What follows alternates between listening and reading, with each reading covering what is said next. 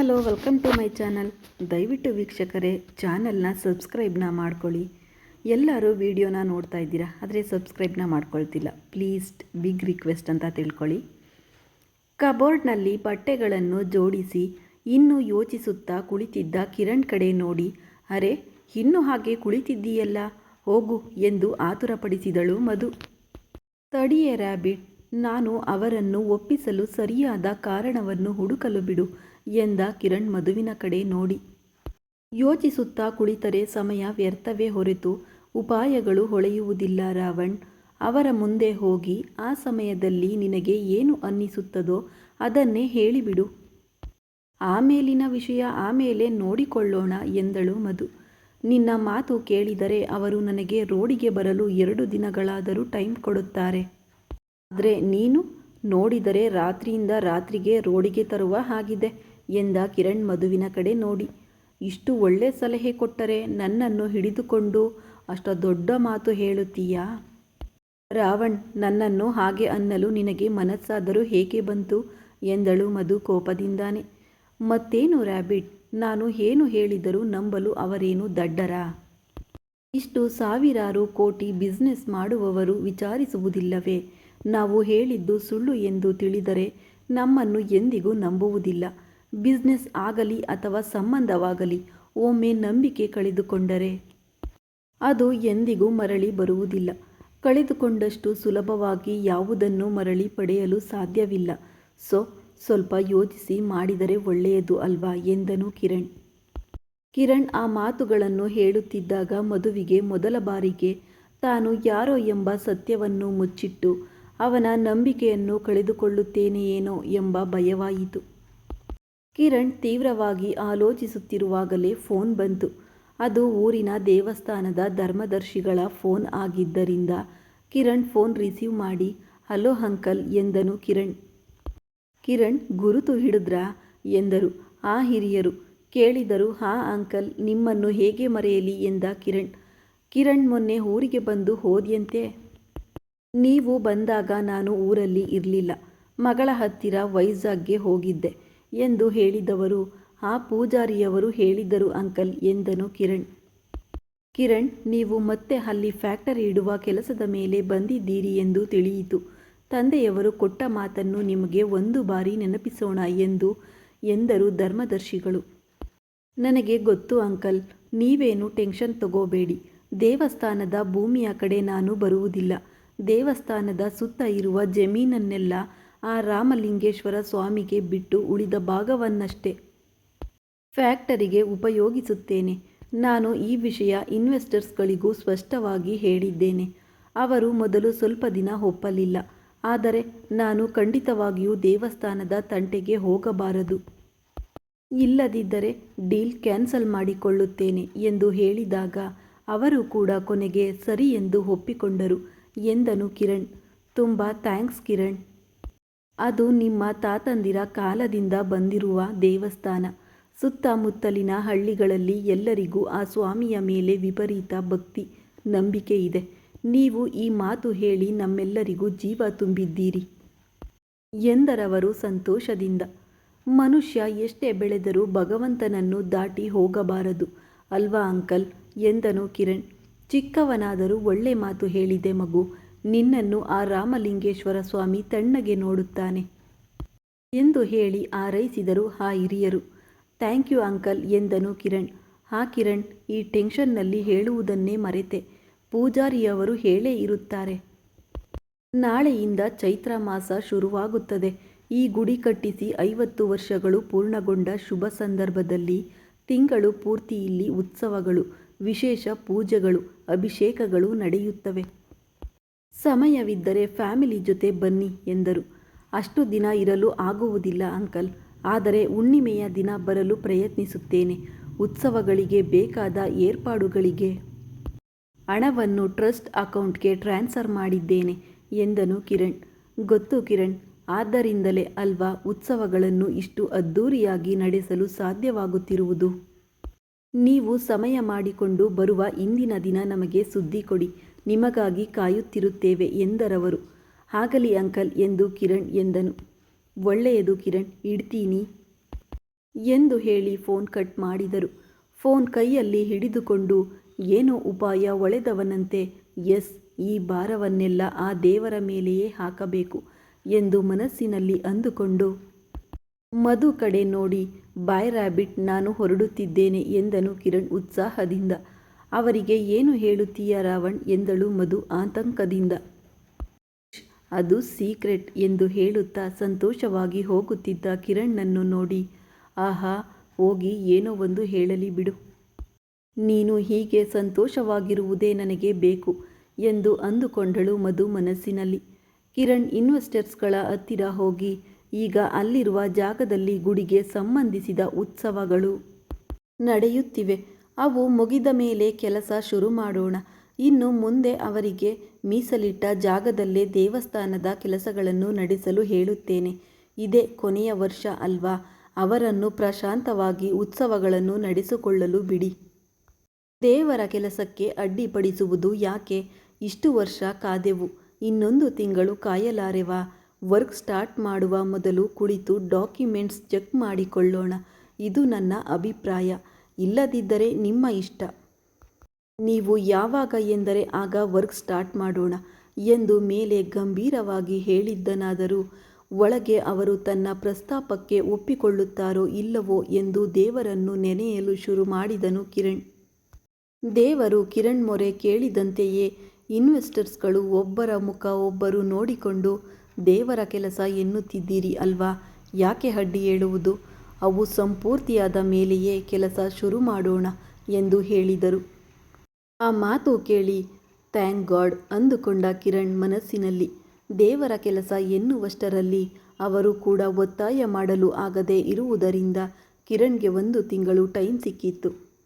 ಓ god, 1 ತಿಂಗಳಲ್ಲಿ ಪೇಪರ್ಸನ್ನು ಎಲ್ಲೆಂದು ಹುಡುಕಲಿ ಎಂದು ಮನಸ್ಸಿನಲ್ಲಿ ಮತ್ತೆ ಟೆನ್ಷನ್ ಮಾಡಿಕೊಂಡ ಕಿರಣ್ ತಲೆ ಜೋರಾಗಿ ಅಲ್ಲಾಡಿಸಿಕೊಂಡು, ನೋ, ರ್ಯಾಬಿಟ್ ಹೇಳಿದ ಹಾಗೆ ಯೋಚಿಸುತ್ತಾ ಕುಳಿತರೆ ಟೈಮ್ ವೇಸ್ಟ್ ಎಂದು ಮನಸ್ಸಿನಲ್ಲಿ ಅಂದುಕೊಂಡು 1 ತಿಂಗಳ ನಂತರ ಭೇಟಿಯಾಗೋಣ ಎಂದು ಇನ್ವೆಸ್ಟರ್ಸ್ಗಳಿಗೆ ಬಾಯ್ ಹೇಳಿ ಹೊರಗೆ ಬಂದು ಮನೆ ಕಡೆ ಹೊರಟನು ಕಿರಣ್. ಮರುದಿನ ಹಬ್ಬ ಇದ್ದುದರಿಂದ ಮಧು ಎಲ್ಲ ಕೆಲಸಗಳನ್ನು ಬೇಗ ಮುಗಿಸಿಕೊಂಡು ಮಲಗಲು ಹೋಗುತ್ತಾ, ಬಾಲು, ನಿಮ್ಮ ರಾಜಕುಮಾರ ಬಂದ ಮೇಲೆ ಊಟ ಬಡಿಸು, ನಾನು ಮಲಗುತ್ತೇನೆ, ನಾಳೆ ಬೇಗ ಹೇಳಬೇಕು ಎಂದಳು ಮಧು. ಆಗಲಿ ಡಾಕ್ಟ್ರಮ್ಮ, ನೀವು ಮಲಗಿ, ಕಿರಣ್ ಅಣ್ಣನಿಗೆ ನಾನು ಬಡಿಸುತ್ತೇನೆ ಎಂದನು ಬಾಲು. ಮಧು ಹೋಗಿ ಮಲಗಿದಳು. ಆದರೆ ಈ ಬಾಲು ಹೇಳುತ್ತಾನೋ ಅಥವಾ ಹಾಗೆ ಬಿದ್ದು ನಿದ್ರೆ ಮಾಡುತ್ತಾನೋ ಎಂದು ಮನಸ್ಸಿನಲ್ಲಿ ಅಂದುಕೊಂಡು ಯಾವುದಕ್ಕೂ ಒಳ್ಳೆಯದೆಂದು ಎಚ್ಚರವಾಗಿಯೇ ಇದ್ದಳು. ಡೋರ್ ಬೆಲ್ ಆದ ಶಬ್ದ ಕೇಳಿ ಬಾಲು ಹೋಗುತ್ತಾನೆ ಬಿಡು ಎಂದು ಸುಮ್ಮನೆ ಇದ್ದಳು. ಆದರೆ ಡೋರ್ ಬೆಲ್ ಪದೇ ಪದೇ ಆಗುತ್ತಿದ್ದರಿಂದ ಇಷ್ಟು ಜನ ಕೆಲಸದವರು ಇರುತ್ತಾರೆ, ಈ ರಾವಣ್ ಅಂದರೆ ಒಬ್ಬರಿಗೂ ಭಯವಿಲ್ಲ ಅಂದುಕೊಳ್ಳುತ್ತಾ ತಾನೇ ಎದ್ದು ಹೋಗಿ ಡೋರ್ ಓಪನ್ ಮಾಡಿದಳು. ಇಷ್ಟು ಹೊತ್ತು ಏನು ಮಾಡುತ್ತಿದ್ದೆ ಎಂದು ಕೂಗಿದನು ಕಿರಣ್. ತಾನು ಎದ್ದು ಬಾಗಿಲು ತೆಗೆಯುವುದೇ ಹೆಚ್ಚು. ತೆಗೆದಿದ್ದಕ್ಕೆ ಥ್ಯಾಂಕ್ಸ್ ಹೇಳುವುದು ಬಿಟ್ಟು ಉಲ್ಟಾ ಇಷ್ಟು ಹೊತ್ತು ಏನು ಮಾಡುತ್ತಿದ್ದೆ ಎಂದು ಕೂಗುತ್ತಿರುವ ಕಿರಣ್ಣನ್ನು ನೋಡಿದ ಕೂಡಲೇ ವಿಪರೀತ ಕೋಪ ಬಂತು. ಇವನು ಸಂಕಟ ಪಡುತ್ತಿದ್ದರೆ ಪಾಪ ಅನ್ನಿಸುತ್ತಿದೆ. ಆದರೆ ಎಲ್ಲರೂ ಸರಿಯಾಗಿದ್ದಾರೆ, ಈ ರಾವಣನನ್ನು ಅಸಲು ಹಿಡಿಯಲು ಆಗಲ್ಲ ಅನಿಸುತ್ತೆ ಎಂದು ಅಂದುಕೊಂಡಳು ಮನಸ್ಸಿನಲ್ಲಿ. ತನ್ನ ಕಡೆ ಕೋಪವಾಗಿ ನೋಡುತ್ತಾ ಮನಸ್ಸಿನಲ್ಲಿ ಬೈದುಕೊಳ್ಳುತ್ತಿದ್ದ ಮಧುವನ್ನು ನೋಡಿ, ಏನೇ ರ್ಯಾಬಿಟ್ ಆ ನೋಟ ಎನ್ನುತ್ತಾ ಕೋಟ್ ತೆಗೆದು ಮುಖದ ಮೇಲೆ ಎಸೆದನು. ಮತ್ತೆ ಮನಸ್ಸಿನಲ್ಲಿ ಬೈದುಕೊಂಡು, ಕೈ ತೊಳೆದುಕೊಂಡು ಊಟ ಮಾಡಿ ಹೋಗಿ ಫ್ರೆಶ್ ಆಗು, ನಾನು ಮಲಗಬೇಕು ಎಂದಳು ಮಧು ಕೋಪವಾಗಿ. ಅಷ್ಟು ಅರ್ಜೆಂಟೇನೇ ಮಲಗುವಿಯಂತೆ ಬಿಡು, ಮೊದಲು ನಾನು ಫ್ರೆಶ್ ಆಗಿ ಬರುತ್ತೇನೆ ಎಂದನು ಕಿರಣ್. ನನಗೆ ನಿದ್ರೆ ಬರುತ್ತಿದೆ ಎಂದಳು ಮಧು. ಆ ಮಾತು ಕೇಳಿ ಆಗ್ಲೇನಾ ಎಂದನು ಕಿರಣ್. ನಾನು ಮನುಷ್ಯಳೇ ಹೊರತು ದೆವ್ವ ಅಲ್ಲ, ಮಧ್ಯರಾತ್ರಿ ಆದರೂ ಮಲಗದೆ ಅಲೆದಾಡಲು ಎಂದಳು ಮಧು ಕಣ್ಣು ದೊಡ್ಡದು ಮಾಡಿ. ಹೌದಾ, ಮಧ್ಯರಾತ್ರಿ ಗಾರ್ಡನ್ನಲ್ಲಿ ತಿರುಗಾಡುವಾಗ ಈ ಮಾತುಗಳೆಲ್ಲ ಎಲ್ಲಿ ಹೋಗಿತ್ತು ಎಂದನು ಕಿರಣ್. ಅದು ನನ್ನ ಇಷ್ಟ ಎಂದಳು ಮಧು. ನಿನ್ನ ಇಷ್ಟಗಳು ಇಲ್ಲಿ ಇರುವುದಿಲ್ಲ ರ್ಯಾಬಿಟ್, ಎಲ್ಲವೂ ನನ್ನ ಇಷ್ಟಗಳೇ ಇರುತ್ತವೆ, ಹೋಗಿ ಗ್ಲೀಸರ್ ಆನ್ ಮಾಡು ಎಂದನು ಕಿರಣ್. ಇಷ್ಟು ಬಿಸಿ ಇದ್ದರೆ ಹಾಟ್ ವಾಟರ್ ಯಾಕೆ, ಹೋಗಿ ತಣ್ಣೀರು ಸ್ನಾನ ಮಾಡು ಎಂದಳು ಮಧು. ನನಗೆ ತಣ್ಣೀರು ಆಗಲ್ಲ, ನೀನು ಹೋಗಿ ಗ್ಲೀಸರ್ ಹಾಕೆ ಈಗ ಅದು ಹಾಕಿದರೆ ನಿನದೇನು ಹೋಗುತ್ತಿಲ್ಲ ಅಲ್ವಾ ಎಂದನು ಕಿರಣ್. ಈಗ ನನ್ನನ್ನು ಮೇಲೆ ಕೆಳಗೆ ತಿರುಗಿಸುತ್ತಿದ್ದರೆ ನಿನಗೆ ನಿದ್ರೆ ಬರುವುದಿಲ್ಲ ಎಂದು ನನಗೆ ಗೊತ್ತು ಬಿಡು. ಕಾಣುವುದಿಲ್ಲ, ಆದರೆ ನೀನು ದೊಡ್ಡ ಪಿಶಾಚಿ ಇದ್ದ ಹಾಗೆ. ಯಾರಾದರೂ ಹಾಯಾಗಿ ಇದ್ದರೆ ಅಸಲು ಸಹಿಸಲ್ಲ, ಮುಖ್ಯವಾಗಿ ನಾನು ಹಾಯಾಗೆ ಇದ್ದರೆ ಅದಂತೂ ಸಹಿಸೋದೇ ಇಲ್ಲ ಎನ್ನುತ್ತಾ ಮೇಲೆ ಹೋಗುತ್ತಿರುವ ಮಧು ಕಡೆ ನೋಡಿ ಇದಕ್ಕೆ ಹುಚ್ಚು ಹಿಡಿದಿದೆ ಅಂದುಕೊಂಡ ಕಿರಣ್ ಮನಸ್ಸಿನಲ್ಲಿ. ಮಧು ಕೋಟ್ ಪಕ್ಕಕ್ಕೆ ಹಾಕಿ ಗ್ಲೀಸರ್ ಆನ್ ಮಾಡಿ ಹೊರಗೆ ಬರುತ್ತಾ ಒದ್ದೆ ಇರುವುದನ್ನು ನೋಡಿಕೊಳ್ಳದೆ ಕಾಲು ಜಾರಿ ಹಿಂದಕ್ಕೆ ಬೀಳಲು ಹೋದಲ್ಲಿ ಹಿಂದೆಯೇ ರೂಮಿಗೆ ಬಂದ ಕಿರಣ್ ಅದನ್ನು ನೋಡಿ ಹೇ ರ್ಯಾಬಿಟ್ ಜಾಗ್ರತೆ ಎನ್ನುತ್ತಾ ಕೈ ಹಿಡಿದು ಮುಂದಕ್ಕೆ ಎಳೆಯುವಷ್ಟರಲ್ಲಿ ಬಂದು ಕಿರಣ್ಗೆ ಗುದ್ದಿಕೊಂಡು ಹ್ಯಾವ್ ರಾವಣ್ ಎಂದು ಜೋರಾಗಿ ಕೂಗುವಷ್ಟರಲ್ಲಿ ಕಿರಣ್ ಮಧುವಿನ ಕೈ ನೋಡಿದ. ಓಹೋ, ನೋಡಿಕೊಳ್ಳಲಿಲ್ಲವೇ? ಬಿದ್ದು ಹೋಗುತ್ತಿದ್ದೀಯಾ ಎಂದು ಫಾಸ್ಟಾಗಿ ಹಿಡಿದುಕೊಂಡೆ. ಎಲ್ಲಿ ನೋಡಲು ಬಿಡು ಎನ್ನುತ್ತಾ ಮಧುವಿನ ಕೈ ಹಿಡಿದುಕೊಂಡ. ಆಗಲೇ ನೋವಿಗೆ ಸಿಟ್ಟು ಬಂದಿದ್ದ ಮಧು ಏನ್ ಬೇಡ ಎನ್ನುತ್ತಾ ಕೈಯನ್ನು ಒತ್ತಿ ಹಿಡಿದುಕೊಂಡು ಸೋಫಾದಲ್ಲಿ ಕುಳಿತಳು. ಅರೆ ತೋರಿಸೆ ಎನ್ನುತ್ತಾ ಕೈಯನ್ನು ಬಲವಂತವಾಗಿ ತೆಗೆದುಕೊಂಡು ಕಟ್ಟನ್ನು ಬಿಚ್ಚಿ ನೋಡಿ ಗಾಯದ ಮೇಲೆ ಮೆಲ್ಲಗೆ ಊದಿ ಸುತ್ತಮುತ್ತ ಮೆಲ್ಲಗೆ ಉಜ್ಜಿ ಫಸ್ಟ್ ಏಡ್ ಬಾಕ್ಸ್ ತಂದು ಮತ್ತೆ ಕಟ್ಟು ಕಟ್ಟಿದನು. ಸ್ವಲ್ಪ ಹಿಂದೆ ಮುಂದೆ ನೋಡಿಕೊಂಡು ಓಡಾಡು ಎಂದು ಹೇಳುತ್ತಾ ಹೋಗಿ ಮಲಗಿಕೋ, ಹೋಗಿ ನಾನೇ ಬಡಿಸಿಕೊಳ್ಳುತ್ತೇನೆ ಎಂದನು ಕಿರಣ್. ಬೇಡ, ನೀನು ಬೇಗ ಫ್ರೆಶ್ ಆಗಿ ಬಾ, ನಾನೇ ಬಡಿಸುತ್ತೇನೆ ಎಂದಳು ಮಧು. ಬೇಡ ಅಂದೆನಲ್ಲ, ಹೋಗಿ ಮಲಗು ಎಂದನು ಕಿರಣ್. ನಾನು ಇರುತ್ತೇನೆ ಅಂದೆನಲ್ಲ ಎಂದಳು ಮಧು ಕೋಪವಾಗಿ. ನಿನಗೇನಾದರೂ ಹುಚ್ಚಾ? ನಾನು ಹೋಗಿ ಮಲಗು ಎಂದರೆ ಇರುತ್ತೇನೆ ಅಂತೀಯ, ಇರು ಎಂದರೆ ನಿದ್ರೆ ಬರುತ್ತಿದೆ ಅಂತೀಯ. ಒಟ್ಟಿನಲ್ಲಿ ನಾನು ಏನು ಹೇಳುತ್ತೇನೆಯೋ ಅದಕ್ಕೆ ಉಲ್ಟಾ ಮಾಡಬೇಕೆಂದು ದೀಕ್ಷೆ ತೊಟ್ಟ ಹಾಗಿದೆ ಎಂದನು ಕಿರಣ್. ಆಹಾ, ನೀನೇನು ಕಮ್ಮಿ ಇಲ್ಲ. ನನಗೆ ನಿದ್ರೆ ಬರುತ್ತಿದೆ ಮಲಗುತ್ತೇನೆ ಎಂದರೆ ಊಟ ಬಡಿಸುವವರೆಗೂ ಇರು ಅಂದೆ. ನಾನು ಇರುತ್ತೇನೆ ಎಂದರೆ ಈಗ ಹೋಗಿ ಮಲಗು ಎನ್ನುತ್ತಿದ್ದೀಯಾ ಎಂದಳು ಮಧು ಕಿರಣ್ ಕಡೆ ನೋಡಿ. ಅಂದರೆ ನಾನೇನು ಮಾಡಿದರೆ ಅದನ್ನೇ ಮಾಡ್ತೀಯಾ ಎಂದನು ಕಿರಣ್. ನೀನು ಹೇಳಿದ್ದು ಮಾಡಲ್ಲ, ನನಗೆ ಇಷ್ಟ ಬಂದಿದ್ದನ್ನೇ ಮಾಡ್ತೇನೆ ಎಂದಳು ಮಧು. ನಿನಗೆ ಇಷ್ಟವಾಗುವುದೆಲ್ಲ ನನ್ನ ಇಷ್ಟಗಳೇ ಅಲ್ವೇ ರ್ಯಾಬಿಟ್ ಎನ್ನುತ್ತಾ ಮಧುವಿನ ಕೆನ್ನೆ ಹೇಳಿದ ಕಿರಣ್. ಏನೂ ಇಲ್ಲ, ನನ್ನ ಇಷ್ಟಗಳು ನಿನಗೆ ಇಷ್ಟವಾಗುತ್ತಿವೆ ಅಷ್ಟೇ. ಅದಕ್ಕೆ ನಾನೇನು ಮಾಡಿದರೂ ನಿನಗೋಸ್ಕರವೇ ಮಾಡುತ್ತಿದ್ದೇನೆ ಎಂದು ನೀನು ಫೀಲ್ ಆಗುತ್ತಿದ್ದೀಯ. ಆದರೆ ಅದರಲ್ಲಿ ಸತ್ಯವಿಲ್ಲ. ಅವೆಲ್ಲವೂ ನನ್ನ ಇಷ್ಟಗಳೇ, ನನ್ನ ಇಷ್ಟಗಳೇ ಎಂದು ಜೋರಾಗಿ ಕೂಗಿದಳು ಮಧು. ಕಿರಣ್ ಮಧುವಿನ ಗಲ್ಲ ಹಿಡಿದು ಮುಖ ಅತ್ತ ಇತ್ತ ತಿರುಗಿಸಿ ಏನು ತಿಂತಿದ್ದೀಯೇ ರ್ಯಾಬಿಟ್, ಹೀಗೆ ಹುಚ್ಚು ಹುಚ್ಚಾಗಿ ಕಿರುಚುತ್ತಿದ್ದೀಯಾ? ನಾನು ಹೋಗುವಾಗ ಚೆನ್ನಾಗಿಯೇ ಇದ್ದೆಯಲ್ಲ, ಈ ಮಧ್ಯೆ ಏನು ಮೇಯ್ದೆ, ಎಷ್ಟು ವ್ಯತ್ಯಾಸ ಬಂದಿದೆ ಎಂದನು.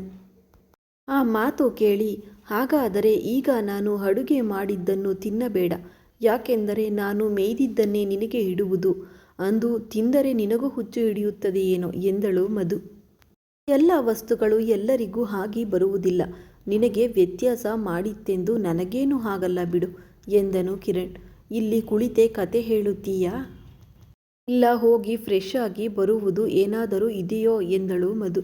ಆ ಮಾತು ಕೇಳಿ ಟವಲ್ ತೆಗೆದುಕೊಂಡು ವಾಶ್ರೂಮ್ಗೆ ಹೋದನು ಕಿರಣ್. ಕಿರಣ್ ಬರುವಷ್ಟರಲ್ಲಿ ಕೆಳಗೆ ಹೋಗಬಹುದು ಬಿಡು ಅಂದುಕೊಂಡು ಕುಳಿತು ಹಾಗೆಯೇ ಹಿಂದಕ್ಕೆ ವಾಲಿ ಕಣ್ಣು ಮುಚ್ಚಿ ನಿದ್ರೆಗೆ ಜಾರಿದಳು ಮಧು. ಕಿರಣ್ ವಾಶ್ರೂಮ್ನಿಂದ ಬಂದು ಮಧು ನಿದ್ರೆ ಮಾಡುತ್ತಿರುವುದನ್ನು ನೋಡಿ ಓಹೋ, ರ್ಯಾಬಿಟ್ ನಿದ್ರೆ ಹೋದಳಲ್ಲ ಎನ್ನುತ್ತಾ ಡ್ರೆಸ್ ಮಾಡಿಕೊಂಡು ಬಂದು ಸೋಫಾದಲ್ಲಿ ಒಂದು ಕಡೆಗೆ ತಲೆ ಇಳಿಬಿಟ್ಟಿದ್ದ ಮಧುವನ್ನು ಎಬ್ಬಿಸೋಣ ಎಂದು ಹತ್ತಿರಕ್ಕೆ ಹೋದನು. ನಿದ್ರೆಯಲ್ಲಿ ಮುಗ್ಧವಾಗಿರುವ ಮಧು ಮುಖ ನೋಡಿದ ಕೂಡಲೇ ಇನ್ವೆಸ್ಟರ್ಸ್ಗಳಿಗೆ ತನ್ನ ಮದುವೆ ಎಂದು ಹೇಳಲು ಹೇಳಿದ ಐಡಿಯಾ ನೆನಪಾಗಿ ಒಮ್ಮೆಲೆ ನಗು ಬಂತು. ಮದುವೆ ಆಗದೆಯೇ ಅಪ್ಪನನ್ನಾಗಿ ಮಾಡಿದಳಲ್ಲ ಈ ರ್ಯಾಬಿಟ್, ಇನ್ನೊಂದು ಸ್ವಲ್ಪ ಹೊತ್ತು ಇದ್ದಿದ್ದರೆ ಅವರ ಬರ್ತ್ಡೇ ಫಂಕ್ಷನ್ ಕೂಡ ಮಾಡಿಬಿಟ್ಟಿರ್ತಿದ್ಲು ಎಂದು ಮನಸ್ಸಿನಲ್ಲಿ ನಗುತ್ತಾ ಮುಖದ ಮೇಲೆ ಬಿದ್ದಿದ್ದ ಕೂದಲನ್ನು ಮೆಲ್ಲಗೆ ಬೆರಳುಗಳಿಂದ ಕಿವಿಯ ಹಿಂದೆ ಸರಿಸಿ ಎತ್ತಿಕೊಂಡು ಹೋಗಿ ತನ್ನ ಬೆಡ್ ಮೇಲೆ ಮಲಗಿಸಿದನು. ಒಬ್ಬನೇ ಕೆಳಗೆ ಹೋಗಿ ಊಟ ಮಾಡುವುದು ಇಷ್ಟವಿಲ್ಲದೆ ಲೈಟ್ ಆರಿಸಿ ಬೆಡ್ ಮೇಲೆ ಮಲಗುವವನಲ್ಲ, ನಿಂತು ಬೆಳಗ್ಗೆ ಏಳುವಾಗ ನನ್ನ ಪಕ್ಕ ನೋಡಿದರೆ ಎದೆ ಹೊಡೆದು ರ್ಯಾಬಿಟ್ ಸತ್ತು ಹೋಗುತ್ತಾಳೆ ಅಷ್ಟೇ. ಹಬ್ಬದ ದಿನ ಅಷ್ಟು ರಾದ್ದಾಂತ ಯಾಕೆ ಬಿಡು, ಅಂದುಕೊಂಡು ತಾನು ಹೋಗಿ ಸೋಫಾದಲ್ಲಿ ಮಲಗಿದನು ಕಿರಣ್. ಮಧ್ಯರಾತ್ರಿಯಲ್ಲಿ ಹಸಿವು ಒಂದು ಕಡೆ, ಸೋಫಾದಲ್ಲಿ ಮಲಗಲು ಆಗದೆ ಎದ್ದು ಬೆಡ್ ಹತ್ತಿರ ಬಂದು 1 ಗಂಟೆ ಮಲಗಿ ಎದ್ದು ಅಪ್ಪಾಜಿ ರೂಮಿಗೆ ಹೋಗಿಬಿಡುತ್ತೇನೆ ಎಂದು ಇತ್ತ ಕಡೆ ಮಲಗಿದನು ಕಿರಣ್. ಗಂಟೆಯಲ್ಲಿ ಎದ್ದು ಹೋಗೋಣ ಅಂದುಕೊಂಡನು. ಆದರೆ ಎಚ್ಚರವಾಗದೆ ಅಲ್ಲೇ ಇದ್ದು ಬಿಟ್ಟಿದ್ದರಿಂದ ಬೆಳಗಾಗಿ ಹೋಯಿತು. ಎಚ್ಚರವಾಗಿ ಮೆಲ್ಲಗೆ ಕಣ್ಣು ತೆರೆದು ನೋಡಿದಳು ಮಧು.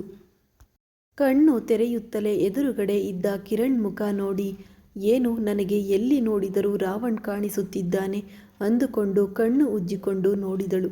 ಆದರೂ ಕಿರಣ್ ಮುಖವೇ ಕಾಣಿಸದಿದ್ದರಿಂದ ನನ್ನ ಭ್ರಮೆ ಏನು ಅಂದುಕೊಂಡು ಮೆಲ್ಲಗೆ ಕಿರಣ್ ಕೆನ್ನೆಯ ಮೇಲೆ ಕೈ ಇಟ್ಟು ನೋಡಿದಳು. ಕೈಗೆ ಕಿರಣ್ ಸ್ಪರ್ಶವಾಗುತ್ತಿದ್ದಂತೆ ಒಮ್ಮೆಲೆ ಕೈ ಹಿಂದಕ್ಕೆ ಎಳೆದುಕೊಂಡು ಮೇಲೆದ್ದು ಕುಳಿತು ಸುತ್ತಲೂ ನೋಡಿದಳು. ಅದು ರಾವಣ್ ರೂಮ್.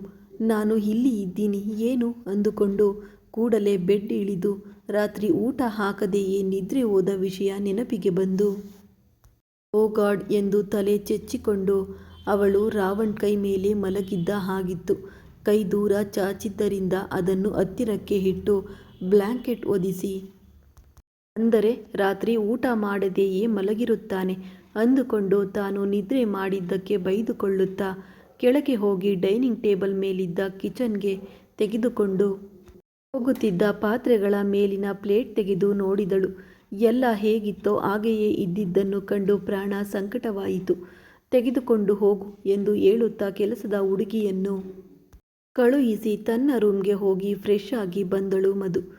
ಕಾವೇರಿ ಪುರೋಹಿತರು ಅವರನ್ನು ಕರೆಸಿದಳು. ಪಂಚಾಂಗ ಶ್ರಾವಣಕ್ಕೆ ಪೂಜೆ ಶುರು ಮಾಡುವ ಟೈಮ್ಗೆ ಒಬ್ಬೊಬ್ಬರಾಗಿ ಎಲ್ಲರೂ ಬಂದು ಕುಳಿತರು. ಕಾವೇರಿ ವಂದನಾ ಅವರ ಕುಟುಂಬವನ್ನು ಪೂಜೆಗೆ ಊಟಕ್ಕೆ ಕರೆದಿದ್ದರಿಂದ ಅವರು ಕೂಡ ಇಲ್ಲಿಗೆ ಬಂದರು. ಪೂಜೆಯಲ್ಲಿ ಕುಳಿತಿದ್ದರೂ ಕಿರಣ್ ಕಣ್ಣುಗಳು ಮಧುವನ್ನೇ ಹುಡುಕುತ್ತಿದ್ದವು. ಈ ರ್ಯಾಬಿಟ್ ಎಲ್ಲಿದ್ದಾಳೆ, ಬೆಳಿಗ್ಗೆಯಿಂದ ಕಾಣಿಸ್ಲಿಲ್ಲ ಅಂದುಕೊಳ್ಳುತ್ತಿರುವಾಗಲೇ ಅಶೋಕ್ ಅವರನ್ನು ಕರೆದುಕೊಂಡು ಹೊರಗೆ ಬಂದ ಮಧುವನ್ನು ನೋಡಿ ಹಾಗೆಯೇ ನೋಡುತ್ತಾ ಕುಳಿತು ಬಿಟ್ಟನು. ಗ್ರೀನ್ ಕಲರ್ ಸೀರೆ ಉಟ್ಟುಕೊಂಡು ದೊಡ್ಡದಾಗಿ ರೆಡಿಯಾಗಿದ್ದರೂ ಇದ್ದಿದ್ದರಲ್ಲೇ ತುಂಬ ಮುದ್ದಾಗಿ ಕಾಣುತ್ತಿದ್ದಳು. ಹೊರಗೆ ಬಂದು ಅಶೋಕ್ಗೆ ಚೆನ್ನಾಗಿದ್ದೀನಾ ಅನ್ನೋ ಹಾಗೆ ಕಣ್ಣು ಎಗರಿಸುತ್ತಾ ಕೇಳಿದಳು. ಅವರು ಕಣ್ಣು ಮುಚ್ಚಿ ತೆರೆದು ತೋರಿಸುವುದನ್ನು ಕಿರಣ್ ನೋಡಿ ಆಹಾ ಇಡಿಯಟ್ ಎಂದು ಅಂದುಕೊಂಡು ತನ್ನ ಕಡೆ ನೋಡುತ್ತಿದ್ದ ಮಧುವನ್ನು ನೋಡಿ ಬಂದು ಪೂಜೆಯಲ್ಲಿ ಕೂರುವಂತೆ ಕಣ್ಣಲ್ಲೇ ಸನ್ನೆ ಮಾಡಿ ತನ್ನ ಪಕ್ಕದಲ್ಲಿ ಜಾಗ ಇರುವುದನ್ನು ತೋರಿಸಿದನು. ಬೇಡ, ನೀವೆಲ್ಲ ಒಂದು ಫ್ಯಾಮಿಲಿ, ಅಲ್ಲಿಯವರೆಗೆ ಸೂಪರ್ ಆಗಿದೆ, ನಾನು ಇಲ್ಲೇ ಇರುತ್ತೇನೆ ಅನ್ನೋ ಹಾಗೆ ಕೈಗಳಿಂದ ಕಣ್ಣುಗಳಿಂದ ಸನ್ನೆ ಮಾಡಿ ತೋರಿಸಿದಳು. ಕಿರಣ್ ಸೀರಿಯಸ್ ಆಗಿ ನೋಡಿದನು. ಮೊಮ್ಮಗನ ಸನ್ನೆಗಳನ್ನು ನೋಡಿದ ಜಗದಾಂಬ ಮಧು ಅಲ್ಲಿ ನಿಂತಿದ್ದೀಯೇನಮ್ಮ, ಬಾ ಇಲ್ಲಿ ಕೂತ್ಕೋ ಎಂದು ಕರೆದಳು. ಬಾ ಅನ್ನುವ ಹಾಗೆ ಅಶೋಕ್ ಕೂಡ ಕಣ್ಣು ಮುಚ್ಚಿ ತೆರೆಯಲು ಮಧು ಹೋಗಿ ಹಿಂದೆ ಕೂರಲು ಹೋದಳು. ಸರಿಯಾಗಿ ಕೂರುವ ಸಮಯಕ್ಕೆ ಕಾವ್ಯ ಕಾಲು ಅಡ್ಡ ಇಟ್ಟಿದ್ದರಿಂದ ಇಲ್ಲಿಗೆ ಬಾ ಎನ್ನುತ್ತಾ ತಾನು ಪಕ್ಕಕ್ಕೆ ಸರಿದನು ಕಿರಣ್. ಮಧು ಮುಂದಕ್ಕೆ ಹೋಗಿ ಕಿರಣ್ ಪಕ್ಕ ಕುಳಿತಳು. ಅದನ್ನು ನೋಡಿದ ಕಾವೇರಿ ಮಗಳು ಕಾವ್ಯಳ ಕಡೆ ಸೀರಿಯಸ್ ಆಗಿ ನೋಡಿದಳು. ಕಾವ್ಯ ಅದೇನೋ ಪತ್ತೆ ಇಲ್ಲದವಳಂತೆ ಲೈಟಾಗಿ ತಗೊಂಡು ತಲೆ ಪಕ್ಕಕ್ಕೆ ತಿರುಗಿಸಿಕೊಂಡಳು. ಪೂಜೆ ಮುಗಿದ ನಂತರ ಎಲ್ಲರೂ ಪ್ರಸಾದ, ಯುಗಾದಿ ಬೇವು ಬೆಲ್ಲ ತಿನ್ನುತ್ತಿರುವಾಗಲೇ ಕಿರಣ್ ಫೋನ್ ರಿಂಗ್ ಆಯಿತು. ಕಿರಣ್ ಫೋನ್ ಪಿಕ್ ಮಾಡಿ ಓಕೆ ನಾನು ಬರುತ್ತಿದ್ದೇನೆ, ಮೀಟಿಂಗ್ಗೆ ರೆಡಿ ಮಾಡಿ ಎಂದು ಹೇಳುವುದನ್ನು ಕೇಳಿ ಹಬ್ಬದ ದಿನ ಮೀಟಿಂಗೇನು, ನಾನು ನಿನಗೋಸ್ಕರ ಇಷ್ಟು ಕಷ್ಟಪಟ್ಟು ಅಡಿಗೆ ಮಾಡಿದರೆ ಎಂದಳು ಮಧು ಸೀರಿಯಸ್ ಆಗಿ. ಬಂದು ಬಿಡುತ್ತೇನೆ ರ್ಯಾಬಿಟ್, ಅರ್ಜೆಂಟ್ ಎನ್ನುತ್ತಾ ಗಂಟೆಯಲ್ಲಿ ಬಂದು ಬಿಡುತ್ತೇನೆ ಎಂದು ಬಟ್ಟೆ ಬದಲಾಯಿಸಿ ಕಾರ್ ಕೀ ತೆಗೆದುಕೊಂಡು ಹೊರಟು ಹೋದನು ಕಿರಣ್. ಕಿರಣ್ ಹೋಗುತ್ತಲೇ ಎಲ್ಲರೂ ಹಾಯಾಗಿ ಹರಟೆ ಹೊಡೆಯುತ್ತಾ ತಿನ್ನುವುದನ್ನು ನೋಡಿ ಕಿರಣ್ ರಾತ್ರಿ ಕೂಡ ಊಟ ಮಾಡಿಲ್ಲ ಎಂಬ ವಿಷಯ ನೆನಪಾಗಿ ಎದೆಯಲ್ಲಿ ಏನೋ ಚುಚ್ಚಿದಂತಾಗಿ ಅವಳು ಬರುವಷ್ಟು ಆಯಿತಾದರೂ ತುಂಬ ಕಂಟ್ರೋಲ್ ಮಾಡಿಕೊಂಡು ಅಲ್ಲಿಂದ ಹೊರಟು ಹೋದಳು. ಗಂಟೆ 2 ಗಂಟೆ 3 4 ಆದರೂ ಕಿರಣ್ ಮನೆಗೆ ಬರಲಿಲ್ಲ. ಅಷ್ಟೇ ಅಲ್ಲದೆ ಫೋನ್ ಕೂಡ ಎತ್ತದಿದ್ದಾಗ ಮಧುವಿಗೆ ಕೋಪ ಬಂತು. ಈ ಮಹಾರಾಯ ತಿನ್ನದಿದ್ದರೆ ನಾನೇಕೆ ನನ್ನ ಹೊಟ್ಟೆ ಸುಟ್ಟುಕೊಳ್ಳಬೇಕು ಎಂದು ಕೋಪವಾಗಿ ಹೋಗಿ ಡೈನಿಂಗ್ ಟೇಬಲ್ ಮುಂದೆ ಕುಳಿತು ಪ್ಲೇಟ್ ತಿರುಗಿಸಿ ಬಡಿಸಿಕೊಳ್ಳಲು ಪಾತ್ರೆಯ ಮೇಲಿನ ಪ್ಲೇಟ್ ತೆಗೆದಳು. ಆದರೆ ಮತ್ತೆ ತಿನ್ನಲು ಮನಸ್ಸಾಗದೆ ಪ್ಲೇಟ್ ತಿರುಗಿಸಿ ಇಟ್ಟು ಎದ್ದು ಹೋದ ಮಧುವನ್ನು ನೋಡಿದರು ಜಗದಾಂಬ. ಬಾಲು, ಅಯ್ಯೋ ಎಂದಳು ಜಗದಾಂಬ. ಡಾಕ್ಟ್ರಮ್ಮ ಅಷ್ಟೇ ದೊಡ್ಡಮ್ಮ. ಕಿರಣ್ ಅಣ್ಣ ತಿನ್ನದಿದ್ದರೆ ಹಾಗೆಯೇ ಮಾಡುತ್ತಾಳೆ ಎಂದನು ಬಾಲು. ಸಂಜೆ 7 ಆಗುತ್ತಿರುವಾಗ ಮನೆಗೆ ಬಂದನು ಕಿರಣ್. ಕಿರಣ್ ಕಾರ್ ಸೌಂಡ್ ಕೇಳಿಸಿದರೂ ಹೊರಗೆ ಹೋಗದೆ ರೂಮ್ ಒಳಗೆ ಇದ್ದಳು ಮಧು. ಕಿರಣ್ ಎಷ್ಟು ಸಲ ಫೋನ್ ಮಾಡಿದೆ, ಹಬ್ಬದ ದಿನ ಕೂಡ ಏನ್ ಮೀಟಿಂಗ್ಗಳು, ಕೈ ತೊಳೆದುಕೊಂಡು ಬಾ, ಊಟ ಬಡಿಸುತ್ತೇನೆ ಎಂದಳು ಕಾವೇರಿಯವರು. ಸ್ವಲ್ಪ ಫ್ರೆಶ್ ಆಗಿ ಬರುತ್ತೇನೆ ಅಮ್ಮ ಎನ್ನುತ್ತಾ ಫೋನ್ ಮಾಡಿದರಾ ಎಂದು ನೋಡಿದನು. ಫೋನ್ ತೆಗೆದು ನೋಡಿದಾಗ ಮೀಟಿಂಗ್ ಡಿಸ್ಟರ್ಬ್ ಆಗಬಾರದೆಂದು ಸೈಲೆಂಟ್ನಲ್ಲಿ ಇಟ್ಟಿದ್ದೆ. ರ್ಯಾಬಿಟ್ ಇಷ್ಟು ಸಲ ಫೋನ್ ಮಾಡಿದ್ದಾಳ, ಶಿಟ್ ಅಂದುಕೊಂಡು ಸುತ್ತಲೂ ನೋಡಿದನು. ಎಲ್ಲಿಯೂ ಕಾಣಿಸಲಿಲ್ಲ. ಅಪ್ಪಾಜಿಯ ಕೋಣೆಯಲ್ಲಿ ನೋಡಿದನು. ಅಲ್ಲೂ ಇಲ್ಲದಿದ್ದಾಗ ತನ್ನ ರೂಮ್ ಒಳಗಿನಿಂದ ಲಾಕ್ ಮಾಡಿದ್ದಾಳೇನೋ ಎಂದು ಒಂದು ಬಾರಿ ಚೆಕ್ ಮಾಡಿ ನೋಡಿದನು. ಡೋರ್ ಓಪನ್ ಆಗಿದ್ದರಿಂದ ಒಳಗೆ ನೋಡಿದನು. ಬೆಡ್ ಮೇಲೆ ಉಲ್ಟಾ ಮಲಗಿಕೊಂಡು ದೊಡ್ಡ ದೊಡ್ಡ ಕಣ್ಣು ಬಿಟ್ಟು ಮೇಲೆ ನೋಡುತ್ತಿದ್ದ ಮಧುವನ್ನು ನೋಡಿ ಮೆಲ್ಲಗೆ ಹತ್ತಿರ ಹೋದನು ಕಿರಣ್. ಕಿರಣ್ಣನ್ನು ನೋಡಿಯೂ ತಲೆ ತಿರುಗಿಸಲಿಲ್ಲ ಮಧು. ಏನೇ ರ್ಯಾಬಿಟ್, ಹೀಗೆ ಮಲಗಿದ್ದೀಯಾ, ಊಟ ಮಾಡಿದ್ಯಾ ಎಂದು ಕೇಳಿದನು ಕಿರಣ್. ಆ ಮಾತುಗಳಿಗೆ ಒಮ್ಮೆಲೆ ಕೋಪವಾಗಿ ನೋಡಿದಳು. ಸಾರಿ ರ್ಯಾಬಿಟ್, ನೋಡಿಕೊಳ್ಳಲಿಲ್ಲ. ಫೋನ್ ಸೈಲೆಂಟ್ನಲ್ಲಿ ಇತ್ತು. ಮೀಟಿಂಗ್ ಲೇಟ್ ಆಯಿತು ಎಂದನು ಕಿರಣ್ ಬೆಡ್ ಮೇಲೆ ಬಗ್ಗಿ. ಅಷ್ಟೇ ಮಧು ಒಮ್ಮೆಲೆ ಪಕ್ಕಕ್ಕೆ ತಿರುಗಿ ಎದ್ದು ಕಿರಣ್ ಕಾಲರ್ ಹಿಡಿದು, ಅಷ್ಟು ಸೀರಿಯಸ್ ಮೀಟಿಂಗ್ಗಳು ಯಾವೋ ಎಂಡ್ ಅನ್ನೋ ಮಾತೆ ಮರೆತು ಹೋಯಿತೆ ಎಂದು ಕೇಳಿದಳು ಕೋಪವಾಗಿ. ಮಧು ಹಾಗೆ ಮಾಡುತ್ತಾಳೆ ಎಂದು ಅಸಲು ಊಹಿಸದ ಕಿರಣ್ ಮಧುವಿನ ಕೈಗಳ ಮೇಲೆ ಕೈ ಹಾಕಿ, ಏನೇ ರ್ಯಾಬಿಟ್, ಮೈ ಮೇಲೆ ದೇವರು ಬಂದಿದ್ಯಾ ಎಂದು ಕೇಳಿ ಮಧು ಮೊಣಕಾಲುಗಳ ಮೇಲೆ ಕುಳಿತಿರುವುದನ್ನು ನೋಡಿ, ಸೀರೆ ತೆಗೆದಿದೆಯಲ್ಲ ಯಾಕೆ ಎಂದು ಕೇಳಿದನು. ನಿನಗ್ಯಾಕೆ ಎಂದು ಕೇಳಿದಳು ಮಧು ಕೋಪವಾಗಿ. ಸರಿ, ನನಗ್ಯಾಕೆ ಬಿಡು, ಹೋಗಿ ಮಲಗಿಕೊಳ್ಳುತ್ತೇನೆ, ತಲೆ ನೋಯುತ್ತಿದೆ ಎಂದನು ಕಿರಣ್. ಮಲಗುತ್ತೀಯಾ, ಹುಚ್ಚನಾ? ಹಾಗೆ ನಿನಗೋಸ್ಕರ ಎಲ್ಲ ರೀತಿಯ ಅಡುಗೆ ಮಾಡಿದ್ದೇನೆ. ನೀನು ಹೋಗಿ ಮಲಗಿದರೆ ಅದನ್ನು ಯಾರು ತಿನ್ನುತ್ತಾರೆ ಎನ್ನುತ್ತಾ ಕಿರಣ್ಣನ್ನು ಉಲ್ಟಾ ತಿರುಗಿಸಿ ಹಾಕಿದಾಗ ಕಿರಣ್ ಮೇಲೆ ಬೆಡ್ ಮೇಲೆ ಅಂಗಾತ ಬಿದ್ದನು. ಆಹಾ, ಮತ್ತೆ ಏನು ಮಾಡಲಿ ರ್ಯಾಬಿಟ್, ನೀನು ಮುನಿಸಿಕೊಂಡು ಸ್ಟ್ರೈಕ್ ಶುರು ಮಾಡಿದ್ದೀಯಲ್ಲ ಎಂದನು ಕಿರಣ್ ನಗುತ್ತ. ಅಷ್ಟು ಸಲ ಫೋನ್ ಮಾಡಿದರೆ ಎತ್ತದಿದ್ದರೆ ಕೋಪ ಬರಲ್ವಾ ಎನ್ನುತ್ತಾ, ತಿಂದು ಹೋಗಿ ಮಲಗು ಎಂದಳು ಕಿರಣ್ ಕಡೆ ನೋಡಿ. ಕಿರಣ್ ತನ್ನ ಕಡೆ ಹಾಗೆಯೇ ನೋಡುತ್ತಿದ್ದರೆ ಕಣ್ಣು ಮುಚ್ಚಿ ಪಕ್ಕದಲ್ಲಿದ್ದ ಚೂಡಿದಾರ್ ವೇಲ್ ತೆಗೆದುಕೊಂಡು ಮೇಲೆ ಹಾಕಿಕೊಂಡು ಕೈ ಅಡ್ಡ ತೆಗೆದಾಗ, ಆಹಾ, ನಾನೇನು ನೋಡಲಿಲ್ಲವೇ ರ್ಯಾಬಿಟ್ ಎಂದನು ಕಿರಣ್. ಅಮ್ಮನ ತವರು ಮನೆ ಸೋದರ ಮಾವನಿಗೆ ಗೊತ್ತು ಎಂಬಂತೆ ನನ್ನ ಬಗ್ಗೆ ನನಗೆ ಹೇಳಬೇಡ ಎಂದು ಅನ್ನುತ್ತಿರುವಾಗಲೇ ಕಿರಣ್ ಮಧು ಬ್ಯಾಲೆನ್ಸ್ಗೆ ಇಟ್ಟಿದ್ದ ಕೈಯನ್ನು ಎಳೆಯಲು ಒಮ್ಮೆಲೆ ಕಿರಣ್ ಮೇಲೆ ಬಿದ್ದಳು ಮಧು. ನನ್ನ ಬಗ್ಗೆ ಮರಿ ಅಷ್ಟು ಹೆಚ್ಚು ತಿಳಿದುಕೊಳ್ಳಬೇಡ, ಆಮೇಲೆ ನನ್ನನ್ನು ಬಿಟ್ಟು ಇರಲಾರೆ, ನಾನೊಂದು ಚಟ ಎಂದನು ಮಧುವಿನ ಮುಖದ ಮೇಲೆ ಬೆರಳಿನಿಂದ ಸವರುತ್ತ. ಮುಂದುವರಿಯುವುದು ಮುಂದಿನ ಭಾಗದಲ್ಲಿ. ದಯವಿಟ್ಟು ಕತೆ ನೋಡಿರೋರು ಸಬ್ಸ್ಕ್ರೈಬ್ ಮಾಡೋದನ್ನು ಖಂಡಿತ ಮರಿಬೇಡಿ. Thanks for watching friends.